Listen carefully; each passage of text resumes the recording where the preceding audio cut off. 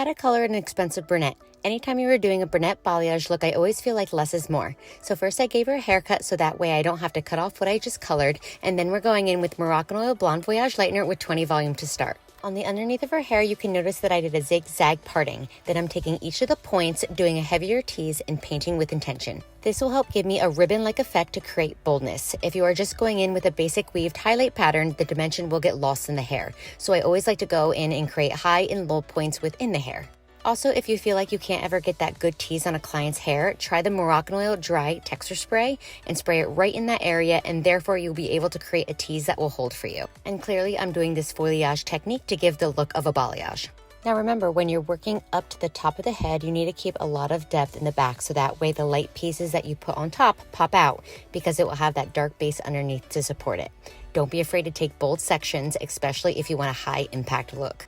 After I completed the back of the head, I like to concentrate around the front of the face. Since the pieces around the front are more fragile, especially in blondes, don't be afraid to also lower your developer.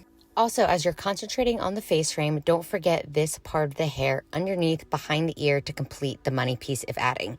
Especially if you have a client with a lot of layers or a shag look, you don't want the money piece to stop mid-face. You want to seamlessly continue down from the top to the bottom. Also try incorporating different foil patterns, alternating doing slices, small and larger weaves, depending on your client's end result. So a couple of ways I like to add brightness is weaves, thicker weaves, and slices, which are my favorite. A traditional weave is going to give you a 50-50 balance between light and dark. Just think of a more blended, lived-in look. A thicker or chunkier weave is going to give you more of a dimensional look because you're picking up more bright sections and you're leaving room for that dimension to live. And then there is a slice, which is going to give you more coverage and more boldness. Then making our way to the top section of the hair, I do this 99.9% of the time on my clients. This allows me to only having to put in 3 to 4 foils in compared to 20 if I'm doing a mohawk section. Anytime I'm doing a mohawk section and packing in those foils, that's where I'm going to get more of an impactful blonde and will require more maintenance in getting the hair done.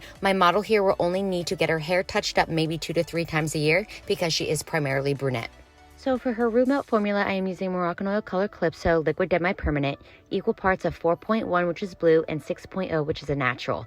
And for her gloss, I will be using equal parts of 6.9 and 8.9 in the chocolate shades, and a little bit of 6.3, which is gold. And a brunette hot tip. I like to leave my gloss on for a little bit longer than usual so that way the richness of the tone can really deposit.